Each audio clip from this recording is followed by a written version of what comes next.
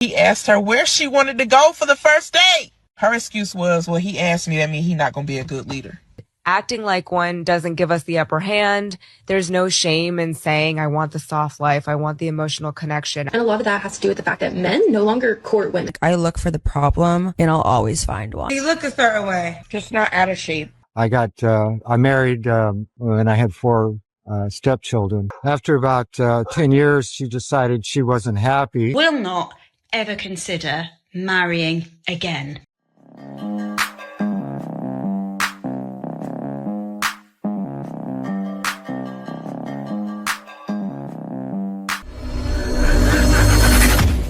Welcome back to More to Life. Before I get into this video, like, comment, subscribe. Also, smash that notification bell just to be sure you get on my videos as soon as I release them. Let's get right into this.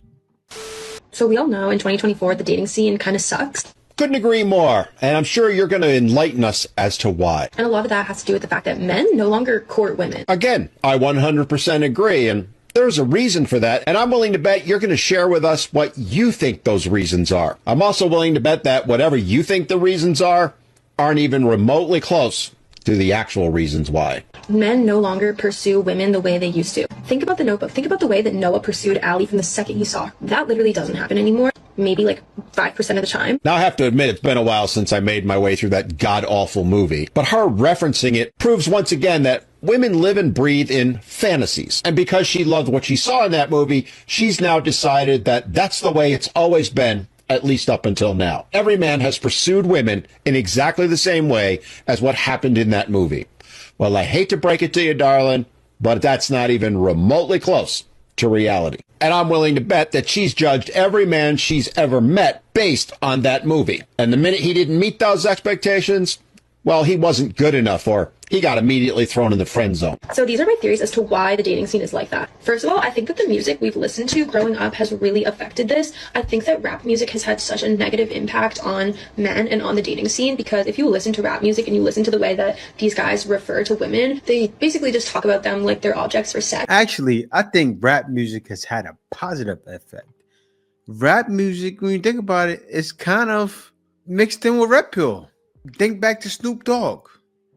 When you first heard a song, ain't but some tricks, that summed up the whole dating game for this new age. It did. And they're really not useful for anything else. Like there's literally zero respect for women in these songs. Now, I actually think she's got a little bit of a point here, but I got to ask a question first. What the hell is with these women constantly doing videos while they're putting on their makeup? How did this become a thing? Is it supposed to be entertaining? Because the last thing I want to see is some chick putting her makeup on, especially when it's enough to float a battleship. But I digress. Now, as to her point about music, and rap music in particular, influencing the mindset of today's men, I don't necessarily disagree with her, but I also think it's highly influenced the mindset of today's women. Now, I'm no fan of rap music, and I don't listen to it. It's not my thing any more than country music is. But to blame everything on rap music, not so much. But it is a fair point to say that there has been some influence. And the little bit I do know about rap music is it can be very degrading towards women. But the other observation I've often made is that the biggest connoisseurs of that music, the ones who follow it the most, happen to be white suburban teenage girls.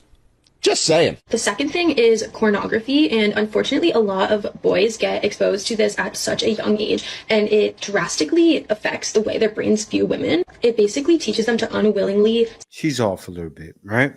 I get what he's saying, but I think rap music has helped. It's kind of molded the minds of men not to be blue-pilled.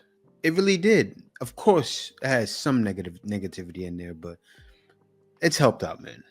To a certain point. Oh, y'all are strict. I just had a homegirl end it with a dude because he asked her where she wanted to go for the first date. Her excuse was, well, he asked me, that means he's not going to be a good leader. Lord bless us all.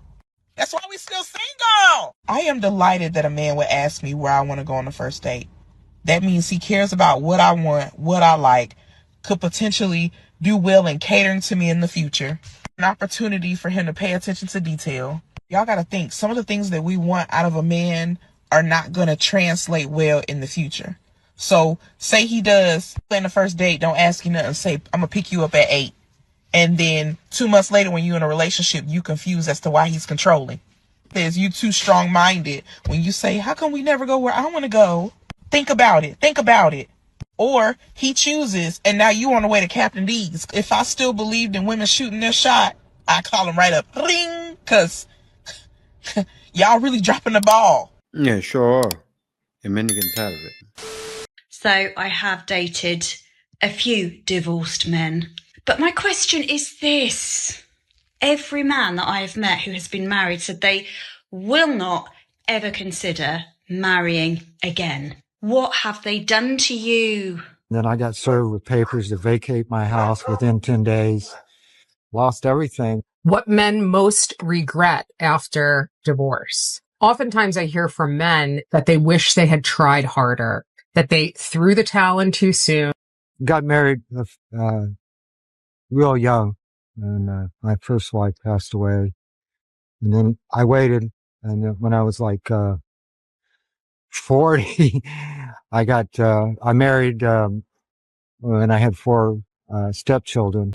Damn! And I was working oil field construction, making about $28.40 an hour.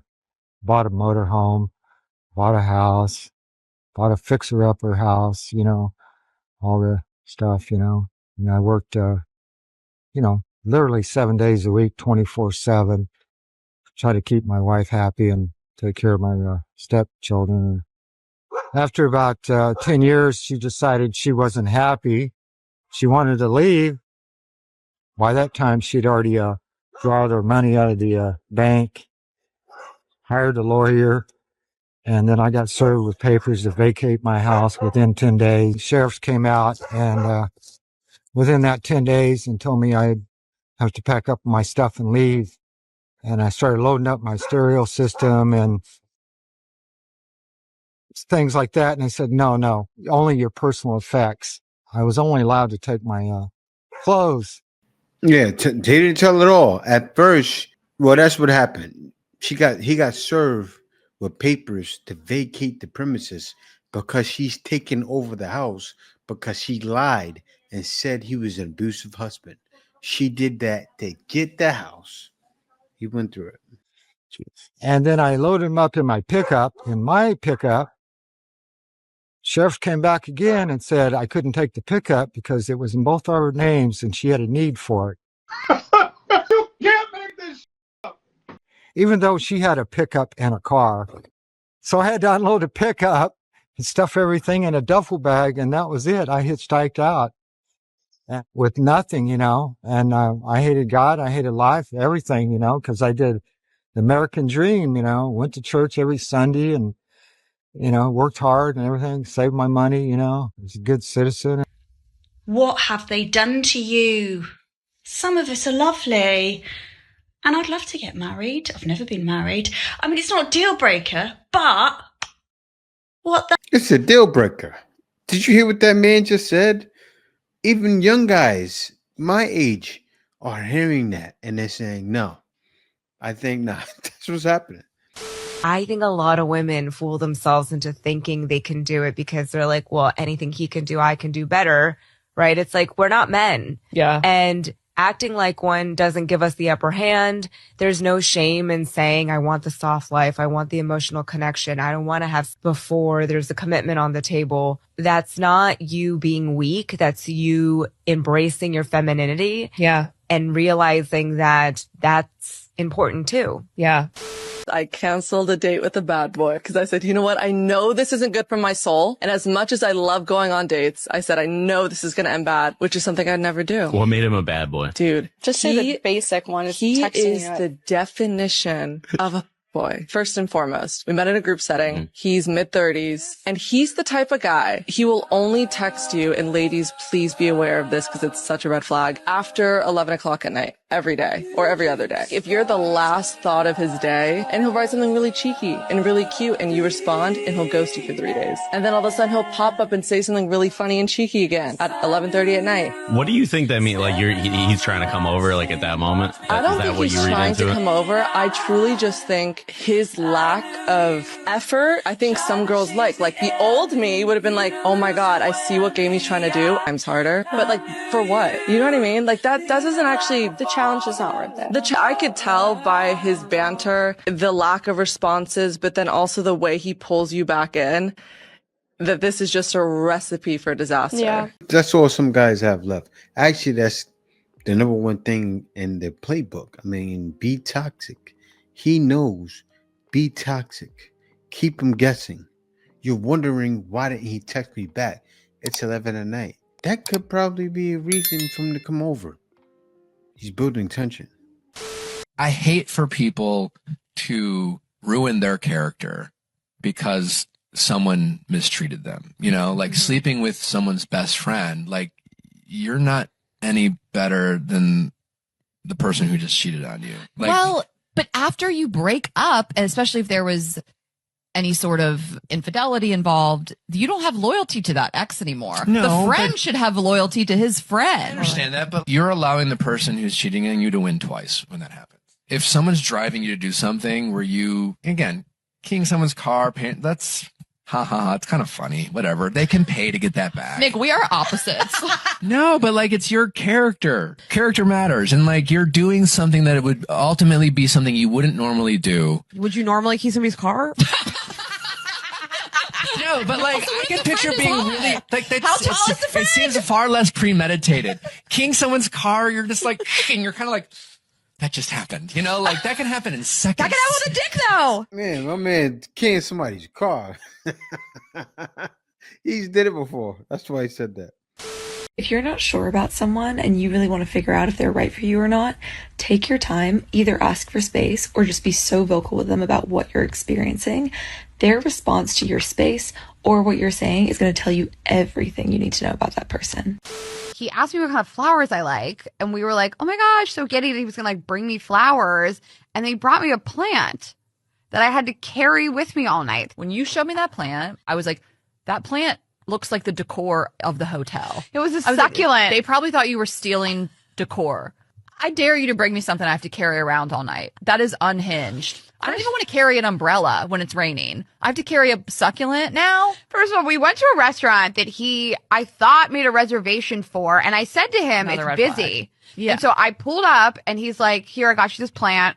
And then I realized that he doesn't have a reservation, which I don't care. I'm solo maintenance. I don't really need to go out to dinner. We could have gone to a bar, but you said reservation to the restaurant. Yeah. And so we had to get in the car and go somewhere else. So I had to carry my succulent to another hotel, and then it just sat on the table with us.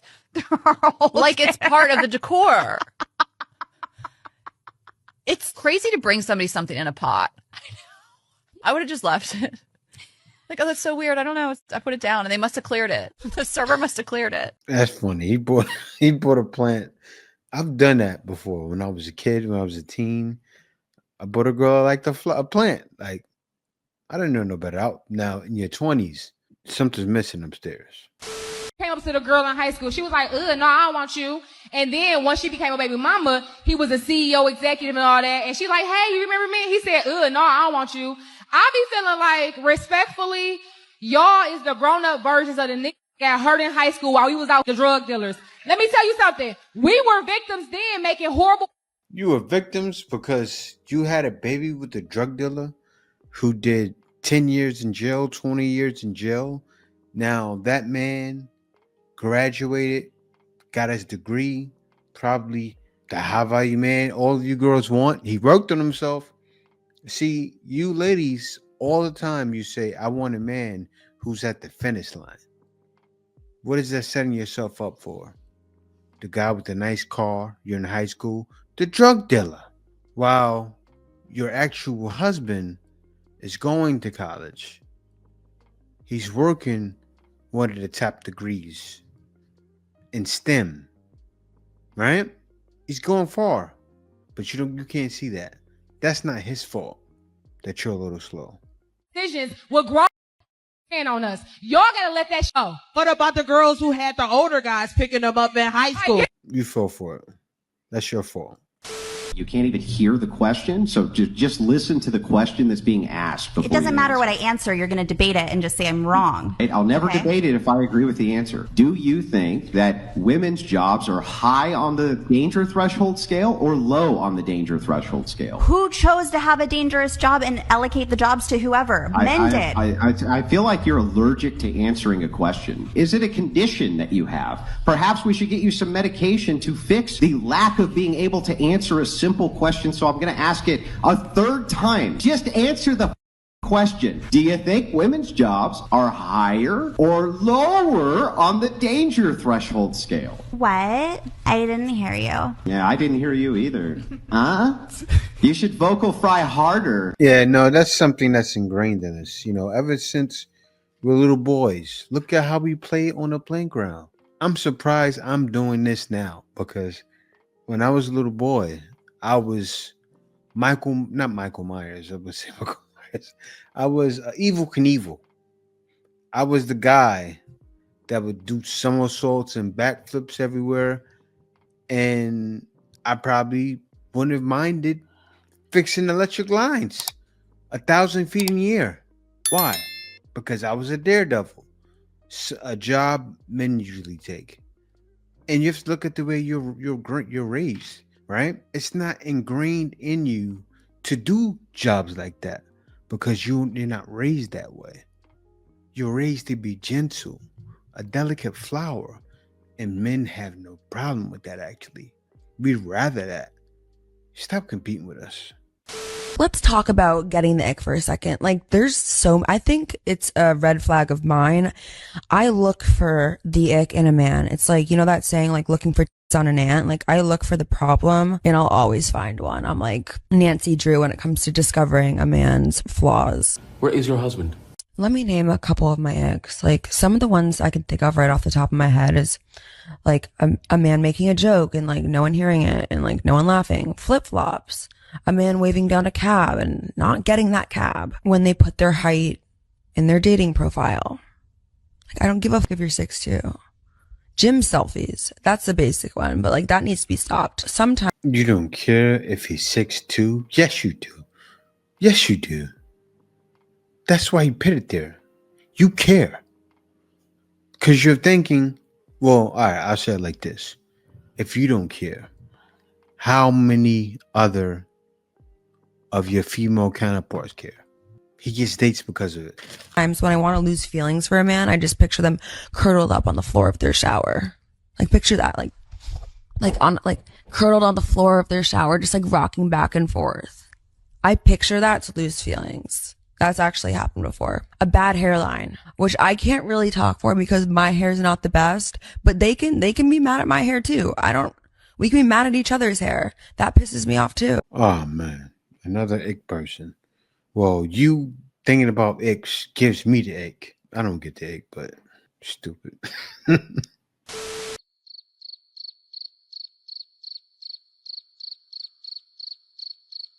Cooking with Maya. Cooking with Maya. Cooking with Real bad know how to cook. Cooking with Maya. I be shaking up, Cooking with Maya. Cooking with Maya. Cooking with Taryn. Tasty meals with Taryn. Cooking with Ashley.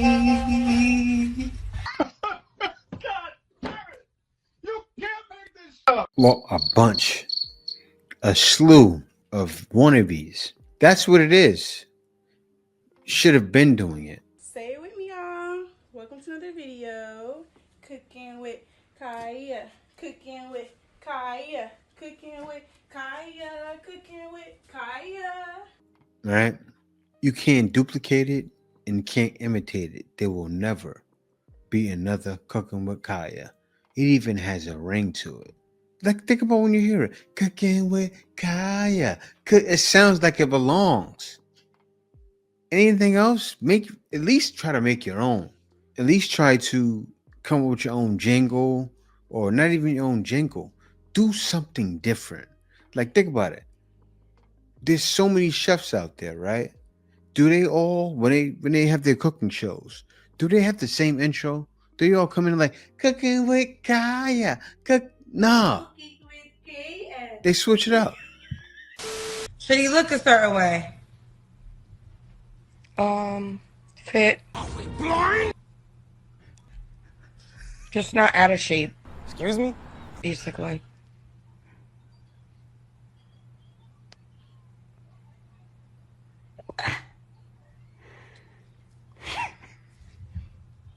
Let's do the Kendrick cam. She went to the Kendrick cam right away. Let them see your big fat. Let's see what you working with. Because I already know you out of shape. She is. You can see it all in her jawbones. Look, and it shows it's not just my sisters that are delusional. It's all of you. It's something about when you're in the West, right? Like you feel eerie, like you feel an eerie feeling. Like, I don't know, like then your brain stops working.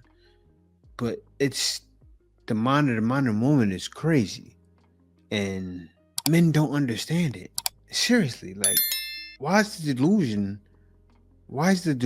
at an all-time high? It's like somebody just said, oh, the medications.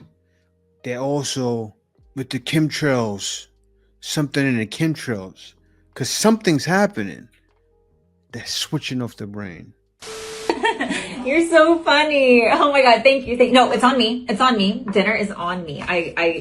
I love taking men out for my birthday. I'm so grateful I gave you my rose on Hinge. I love spending birthdays with men and not with like other women, because sometimes like women, they can be just like really competitive with you, you know? And you know, we're going to sleep together tonight. Why? Because we can. And I love to swallow. Yeah. You can add an automatic 25%. Do you want to take you out again? I actually bought 2 tickets to see the Steelers. You like football, right? That was on your Hinge. You like football? Yeah. Me too.